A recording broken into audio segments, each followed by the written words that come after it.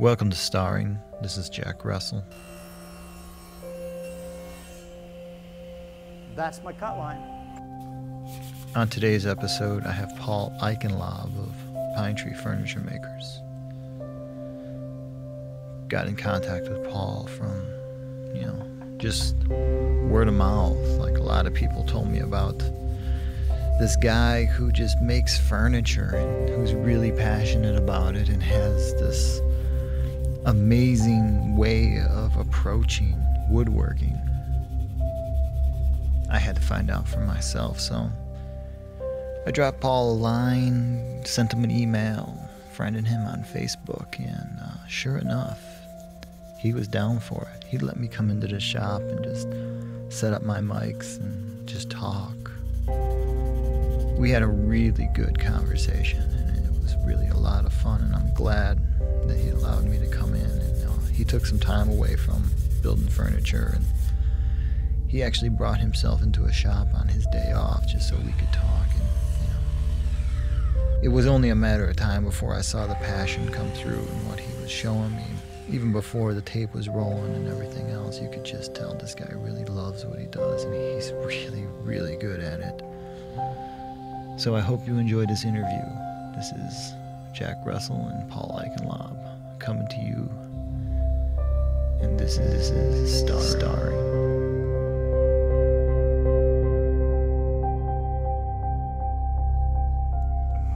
The full name is Paul Eichenlaub. All right. And you're the owner of Pinetree Furniture Makers? Yes. Huh. What brought you to working in this field? We started in 1999, August of 1999. I was in construction before that, and I was partnered with a friend of mine, and I was getting older and found out that wanted to get into more of the finer woodwork, and that's what switched me over from that. We did a little of it before that, but then I decided to go full-time into it, and that switched me over into the furniture and cabinet making business of 1999 in a small shop in Lincolnwood, Illinois. That took off pretty much right away, and it never stopped. It just kept going. It got busy and never stopped. So it evolved into an up and down process over the years of, with the economies and everything like that, what we have to play with for the last 17 years. So now we're in a 5,000 square foot shop in Elk Grove Village. You moved around a lot? We've moved, in Lincolnwood, we got a rude awakening one time on a Sunday morning, or Monday morning, of a fire that happened at 3 o'clock in the morning. It was some guys behind us, they had a trailer behind us, and it was lit on fire, and it came into the place. Then we actually opened a shop in Chicago that was temporary, and then moved into a large shop on Northwest Highway in Jefferson Park area, which we were there for quite a while, and then 208 hit. When 208 hit, it ruined everybody. So that really brought us back into the small shop again. And then from there, we decided to go here. So it's been 4 times now. One not by choice, and then the other by choice. And some of the moves have been dictated by what the economy has been. So in the grand scheme of things, as being a craftsman or an artist, which one do you identify with? I think that you have to be both. You have to have the technical part, and you have to have the creativity part. So if you don't, what you're pretty much doing is you're just coming up with an idea and letting somebody else build it. Well, how do you know how to come up with that idea if you don't know how to build it? And if you don't have the other part, how do you do it that way? So you have to have both of them. I think that's an important part of, and there's a lot of people today that have taken the shortcut and just done one or the other. You actually build your furniture with the idea of it being, you're not putting a timestamp on it. There's no expiration date. You know what you build is going to move from generation to generation. Right. Wow. The joinery that we use is proven. You can't argue with something that's been around for if a lot of people watch the Antique Roadshow, and you see the two brothers on there that have studied furniture over and over, and you see like a Stickley piece that's from the late 1800s that was made here in Chicago back then.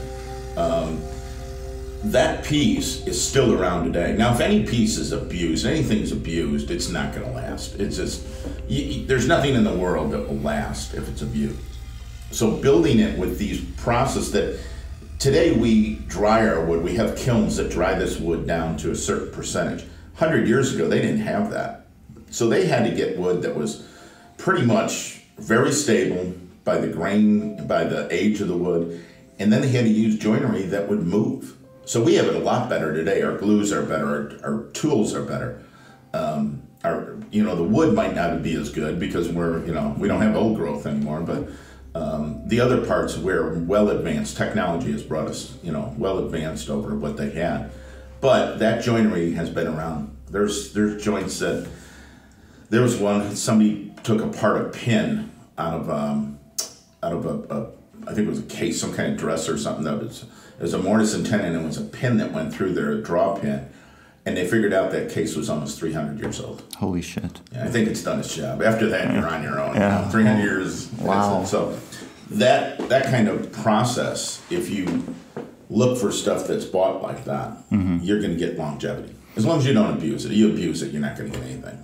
Prepping for this, I found out that the Dovetail Joint started in Egypt. Yes. It originated, so that's one of the older decorative joints? Is that what it is? It wasn't made as a decorative joint. It was made as, a lot of the joints weren't made as decorative. They were made for the purpose of what it was there. A dovetail is very simple. You have a bigger part on one side and a smaller part on the other side, and it only goes together one way. The other direction, it will not come apart. And it moves. Yeah, right. It moves with the wood. Right. All the joinery is made to move. So, and not saying a lot of the modern joinery is stupid. It doesn't work. It does. It has its place. It's just like somebody says, does particle board, is it worth it? There's certain cases particle board should be used in certain things.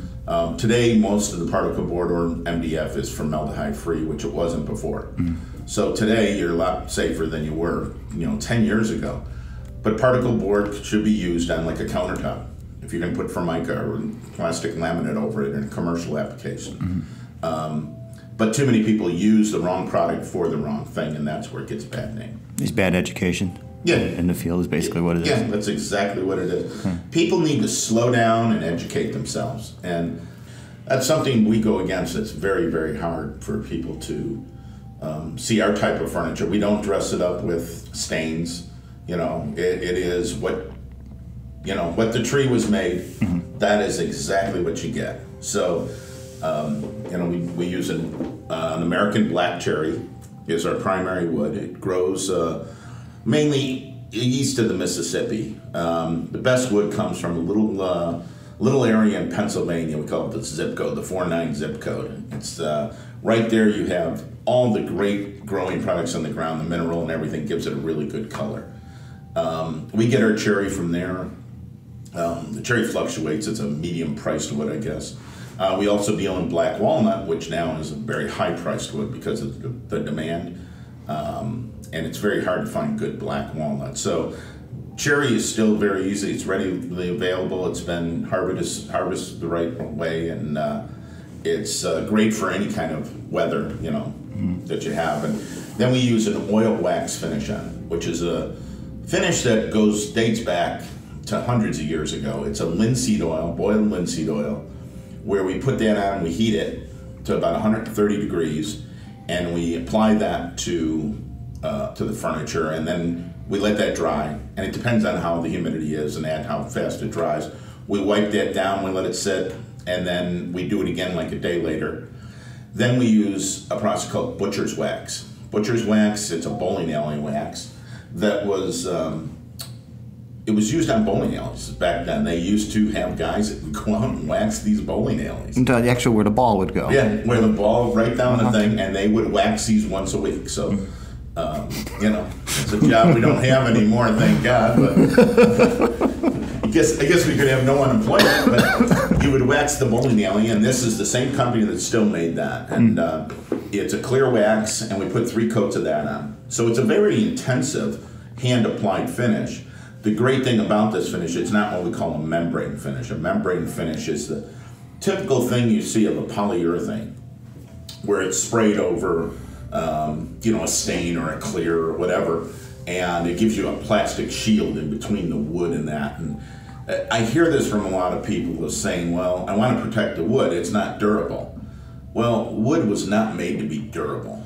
Okay, it's not a sidewalk. You're not supposed to walk on it. I mean, the floors even were, you know, back then were waxed. And that's why they look way different back then than they do now. But people just, they've gotten that polyurethane when that first came out back in the 60s. Polyurethane would make wood indestructible, which was sort of a marketing BS thing. It was the 60s. Yeah. Yeah, it was the, you know, the factory made garbage. Dow Chemical. And it's right, and it's very easy to apply. It can be applied fast. I can finish something in a day, a tabletop in a day, considering to a week what it takes us. No shit. Yeah. So wow. And it does, and it gives you more protection. The problem is if you ruin it, which everybody's going to ruin a finish. You have kids, you have dogs, you know, you have cats, whatever. You have to take that in and have it all sanded and removed, you know, somehow, usually with a chemical. And then it has to be sanded, then you have to go ahead and refinish it again. Ours, you can actually fix this right in the field. The homeowner can fix that finish if he scratches it. Watermark, anything from staining it, anything like that. And waxing it, everybody runs from when they hear they gotta wax their table. Naturally, the horizontal surfaces have to be done more than the vertical surfaces, but first time I brought this home to my wife was the furniture, and I said it's an oil wax, and she was like, I'm not waxing furniture. There's no way I'm gonna sit here and wax furniture. Today, she's more in waxing the furniture than I am. It's a very easy process. People put too much wax on, they think they're gonna get it thick. You put a very thin coat on, you buff it out. You don't have to go to the gym. You get nice arm muscles. You don't have to go. You don't have to go bother with the crap there. But it takes very little to do it, and you only have to do it maybe once a month, and then after 5 years or so, after you finish waxing these things for so long, you pretty much only have to buff them then. Just take a soft cloth, and it's proven that once that wax hardens over years and it's done right, that will actually be harder than the polyurethane, the membrane surface that you'll have. You could take an iced tea and put it on there and have it sweat, where a membrane surface, it's gone. You have a white ring all the way through it, you probably won't be able to repair it. With this, if you get a little bit of a white ring, you just take a little oil, a little 4-ounce steel wool, rub it out, and you're done, and re-wax it. That's it. 5 minutes, you're done, and it's cost you pennies compared to the $400 or $500 you're going to pay to have it redone. So that's the finish we use on some of our furniture, all of our furniture actually that we do now. You said that the walnut was in demand, so it made supply short. Where can you see where wood is going to become more in demand by watching some sort of measure in the market? It is what happens when you get a demand for wood. Every species has this. It's not that. It is what is. It's almost like the trends you run into. Okay. Just as the Jeep was very popular at one time with the Golden Retriever. Everybody went and got one. Now you couldn't give away a Golden Retriever, Had a Jeep, geez, you could find them used everywhere. The problem with the trends are, I can bring up, I don't want, maybe I'm aging myself, but there was red oak was very popular back in the 70s. We had some really nice stuff. It was, a clear finish, Waco finish they called it. And then the designers came in and they went in with a pickled finish. So they took an oak and they actually took white primer or white paint, and then they wiped it off and they made it look like it was a see-through finish, almost like a stain. Well, they did this, and then they sprayed it with a lacquer finish back then. Well, the lacquer solvent finishes back then had an amber tone to them.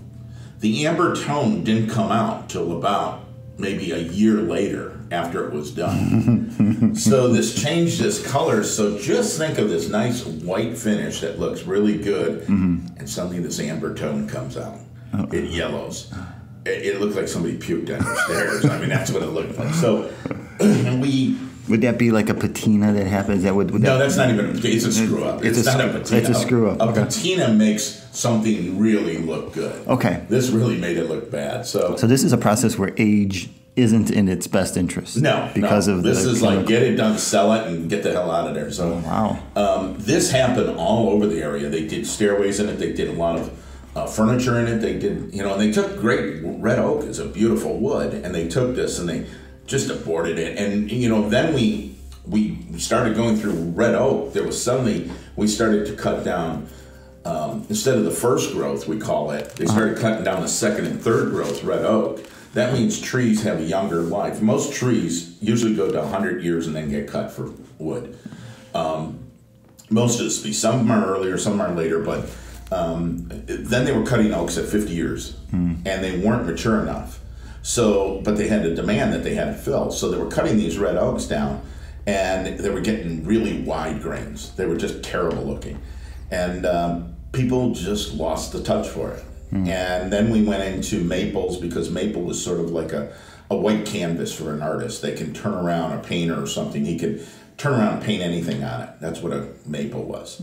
And then a cherry picked up. It's always been up and down. When the black walnut came in, there was two problems that came in, and it's always been a hard tree to get clear wood because it's very limby, and it has a lot of knots in it.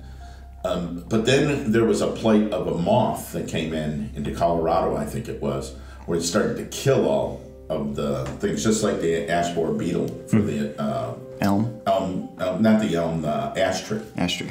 And with that ash borer beetle they have to get rid of the trees. Same thing with these black walnuts. So you have that, and now you have such a high demand. When the demand goes up to the demand for wood that's offshore goes up. If we did not have, I know the president of the Hardwood Association, and he told me this, he said if we did not have an export of hardwood products, we would not have a hardwood industry in the United States. Out east, it's a little different than the Midwest. I did a piece of furniture for a lady in, I think it was up in New England. It was in northeast Pennsylvania, up in that area, New York. And the furniture was delivered on a Thursday. So I called them on a Saturday morning, probably about 9 o'clock or so. And I wanted to make sure everything went smooth. I didn't hear anything. So, which I used a company out of Boston that we used to use to do our furniture delivery nationwide. And they were always trusting, they never screwed up on us. And she goes, yes, it got here. It is beautiful. And I heard in the background a big commotion. And I'm like, did I call it a bad time? She goes, well, no, we're having a brunch. And it's an hour ahead of us, so it was probably 10 o'clock. And I said, a brunch? And I said, oh. And she goes, well, we're having people over to look at your piece of furniture. I said, really? So I'm thinking, okay, they're showing it off. She goes, no, this is what we do out here. I asked her, was it another way just to have orange juice and champagne in the morning, most of it in the morning. But she says, what we do is we have people stop by and they celebrate what we've gotten and what we've done to our house. Because you got to remember, my house is almost 200 years old. Here we have a house that's 50 years old, and what do? We throw it out. Over there they save it. So if we took the practices here in the Midwest like they do out east, I think we'd be a lot better area of what we are. We throw away history. Out there they save it. And they demand quality, though. That's the difference. They demand quality. But you actually have you allowed that first-hand connection with the customer, so that it's not passing through so many hands. Correct. We do not just deal with a wholesale, right? Which we do wholesale to things, but we like to work with the customer. Right. We like to work with the customer. We like to find a customer where I've been with some people now that I've seen their kids on, you know, on our Facebook page. I see their feed, and their kids are going to college. And hell, I did their kids' rooms when they were younger. Wow. Yeah, now they're older. Now, I don't know if that's a good thing or a bad thing. I think it's a bad thing for me because I'm getting older. But, right. But it's gone through the evolution of what they're doing. I think it speaks to your longevity and your ability to do things right. It's customer service is the biggest thing.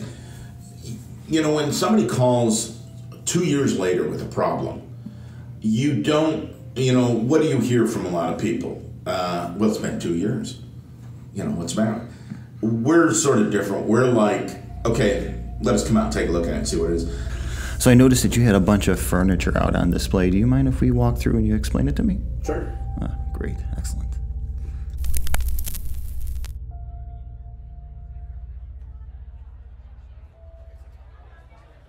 Okay, what we're looking at here, this is the little showroom that we have, and what we do is we put stuff in here that is either prototypes or actual pieces of furniture that we build. This is a arts and crafts style hutch, or it's the buffet of the hutch. A hutch, people don't understand, is usually the upper part where the dishes would be displayed or something like that. This is the buffet, and this has 3 drawers in the middle and 2 doors on each side of those. It has a reverse tapered leg. It is made out of solid cherry. And a great story about this is, it's probably about 6 foot long. It's about 20 inches deep, 36 inches high. You can use to serve food on, store your plates in, anything like that. It's a great piece.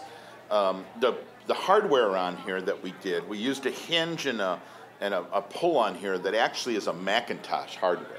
So we sort of broke the rules a little bit and crossed over from arts and crafts to Macintosh and sort of blended it through. The great thing about this piece was on display at a friend of mine used to build mantles when we were on Northwest Highway in Chicago.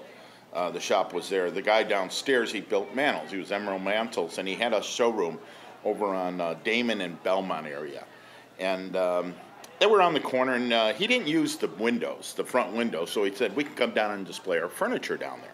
So we would go down and put, different pieces we had down there, and this was displayed in the front window. Well, there was a couple guys racing after each other one night. One guy jumped the curb and decided to go through the window with his car. He hit the perch that this was on, not the actual piece of furniture, but he knocked this thing 10 feet into the showroom off of the perch that it was on. The only thing that happened was a little chip in the top right there that's still there today, and it's a little scratch on the door. So that shows the testament of doing good joinery, of going through the car test, I guess, through the front window. But the small table you have sitting here, Lou, this is the piece that I see on the website. This is one of your more frequently made tables. Yes, this was the Pervious table, they call it. It's a small little occasional table. It's about 15 by 15 by 25 inches high, has very small tapered shaker leg to it, doesn't have a drawer in it. This would be a table that you would put anywhere like in a front door vestibule, that little corner right there in a hallway. It's great to put your keys on, to put maybe a couple pictures on it. It's nice to have next to maybe a chair that you just want to put a lamp on or something like that. But it makes a great gift too. The other thing is all of our pieces are signed and dated by the craftsman. The great thing about that is as we go along and we obtain, if we have more furniture makers, you can follow what some of these people, if you buy different pieces, you can look back and see how they've evolved too. So it's sort of like the history of the company that you can follow. This is just a footstool. This is an arts and crafts looking. It's a reverse tapered leg, we call it. It is a small table, small stool that's about 10 inches, and the thing is about 16 inches. You could stand on it with 2 feet. It's about 9 inches, 10 inches off the ground. And the great thing about this is if you look at the side, we've taken and tapered like the edge of it. And what I mean by that, we've tapered the top and the edge together. This is all done by hand. This is all done by freehand by a plane. Wow. So this is not done where we take a jig and put it on here. This is all done by something like that. It's all mortise and tenon. It's clipped onto the top so the top can move. And as you can, this thing weighs a ton, but it's solid wood. And this right here will, you can use it if you got to get an extra foot going up in the kitchen or somewhere. That's exactly what it's for. It'll last forever. You could have your kids sit on it, You can put your feet on it when you're sitting in one of the chairs, so, whatever it may be. That's, whatever you want to use it for, but it's a small little stool. That's exactly a footstool. Do you want to talk about that coffee table? That coffee table was, I had a piece of wood that I got, a piece of cherry. And the piece of wood was about 18 inches wide, which we don't see today. That's pretty hard to find a piece of wood that wide that stays clear. What I did is I had this thing, and I'm like, what am I going to use this for? And I moved this thing around from 3 shops already. And so I got this idea that I wanted to make a 36 by 36 inch coffee table. Just a square coffee table. If you have, like one of those little sectionals, and you need a coffee table to put in there, this is a perfect size. The interesting part, it's only a tapered leg. It has a tapered leg, four aprons on it. It's very basic shaker. The great thing about this is it's a 2-piece top. That means that I took the board, I cut it in half, jointed it in the middle, and put it together. So usually a top at 36 inches would have 5 or 6 pieces. The great thing about this board, it's been sitting around for years, so it's very stable. So you won't have to worry about the top taking off on you. And it looks like it's one piece of wood because it came from one piece of wood. So this is very unique. It's its own shape. This is for sale. It's one of those where we're probably not going to duplicate it. We can duplicate the whole piece, but it would be 5 or 6 pieces on top. It wouldn't be a single piece. So that's what's very unique about it. What's the deal with the leather on top? The leather, what we're getting into is we're getting into some of the chairs where we're going to be mixing upholstery with it. And what we're doing, we've hooked up with a leather company out in North Carolina, Anthem Leather. We've always tried to find a good leather provider. When we go to an upholsterer here, we do have an upholsterers by Joe over here we use in Elk Grove that does our leather for us. So what we wanted to do is I wanted to find a leather that was quality. So I did some research and I found this company and they sent us the samples of what's available. And as you can see, we have probably up here, 10 swatches full of leather goods. Okay. Sure. What we've done, we've just come up with a lounge chair that we've made for a person that this has been in the works. We've been going back and forth with prototypes. We just built another prototype and they had to put a certain webbing. We didn't. Woodworkers know wood, so when we get into something else, we're sort of naive about it, and we try to, we know how to investigate and how to see. So what I did is I actually had to find an old leather guy. This is an old Italian guy, and he's actually given me some of the history of how to build something and how to do this. And being that we're using now on the back of this chair, we're using a webbing that makes it a lot softer than just a pad with a piece of plywood under it. The seat itself, we use a different padding on that than we do on the other part. Some people will put a very stiff pad on there. It's like sitting on a piece of styrofoam. So you want it to conform to you. So we're learning little, but we've evolved in the last 2 years of being able now to build furniture where we take the cherry and we can offer like a lounging chair that will have it incorporate the leather back with the cherry frame.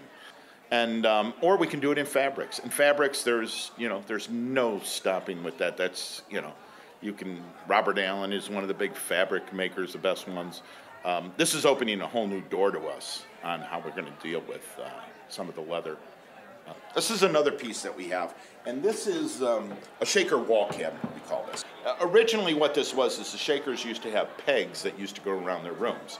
They hung their chairs on it. They hung their cabinets on it. So you can see there's a small hole here that would be for the peg. This has all been done. This is a perfect example of being done all out of solid wood, and it's done with machine and hand planes. And it's a very simple cabinet. It has 2 shelves inside that are fixed. Everything is solid wood. It has a small door. It's a nice cabinet where you can hang this on a wall, or you can put it up onto some kind of table or whatever. You can put spices in it. You can put keepsakes in it. It's just a general box thing. But this is a good portion of how furniture really should be done. So we keep it in the showroom just to show.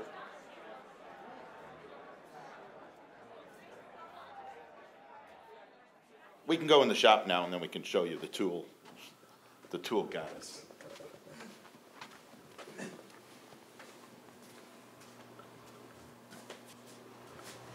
And that's the bathroom.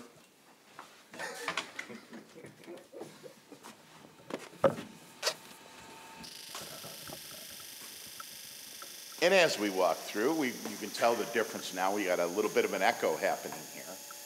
The shop is about 3,500 to 4,000 square feet. It's, you know, the area of the shop, we still don't have it to where we want it. We have enough room in here to do what we want. We have enough room to store a lot of lumber, which right now we don't have much on here, but usually we'll have 2,000 to 3,000 board feet of lumber, which is a pretty good substantial part. We have our basic, we have one part where storage area that's down near the garage door area, and that's the storage part there. And then as you come farther into the shop, since you can't see it, I can describe it, we start the tooling. We have generally a table saw right here. This table saw, the funny thing about this is probably the only piece of equipment, power tool, that made it through the fire. And it still has some marks on it from the fire. We had to replace the switch, the fence on it, but this thing still is the workhorse that it's been. It has gone through, I've had it since I started. It's been around for 17 years. That's the only thing we've had to do with it. So it's really that's like the antique of the thing. That's the only thing that's still here that is original.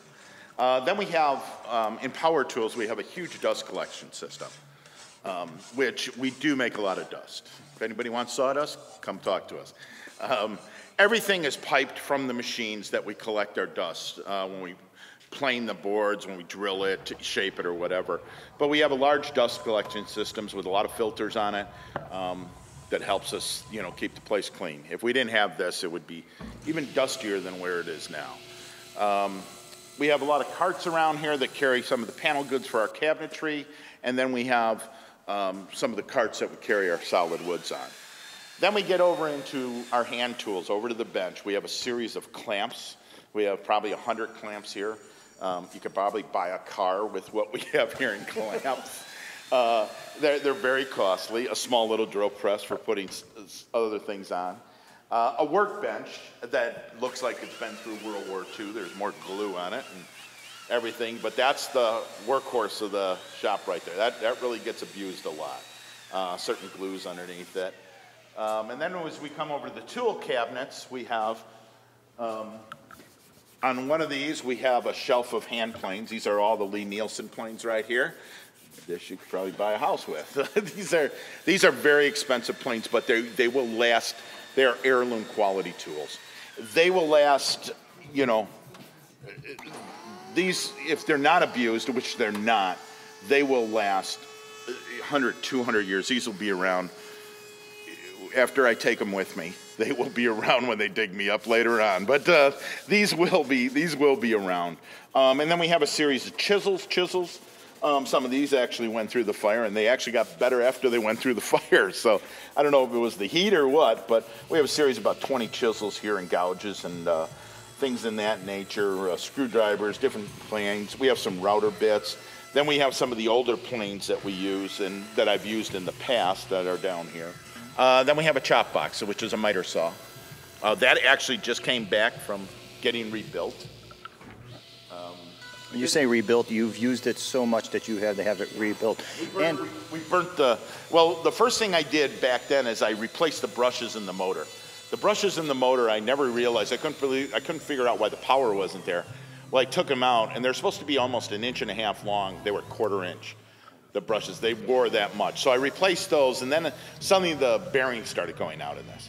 So I was going to throw it away and just get a new chop box, and there was a DeWalt dealer that's about 10 minutes from here. And I called them and I said, what would it cost to replace that? And he said, what we do is we take the box, we take the machine, and we actually rebuild it.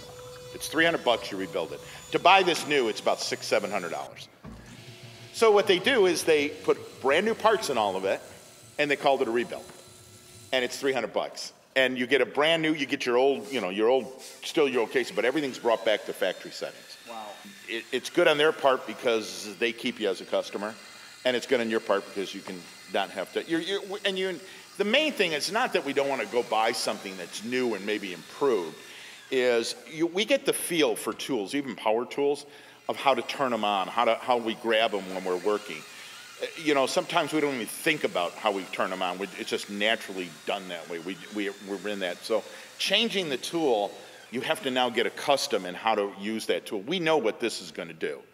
And when you do that, when you change it, when somebody's been made that many cuts on here, any tool in here, it's good to keep the same tool. It's a good practice to do that. We just had an order of frames go out. We also do display frames for a company. We do kiosks and that stuff. That's another part of our business that we do for a graphics company, where they have us design and build their frames. That you see them, the kiosks are in banks, they're in funeral homes, country clubs, all sorts of stuff. And so that's another part, but we're trying to incorporate some of the cherry that we deal with there, but they're still in the staining process, so they love that, which is understanding. But that's another thing that we do. But we're trying to switch over purely to furniture. And that we hope will be in the next 2 to 3 years if we can get a good following going. So, but that pretty much wraps it up. You want to hear the thing work? Huh? You want to go ride in the dust collector?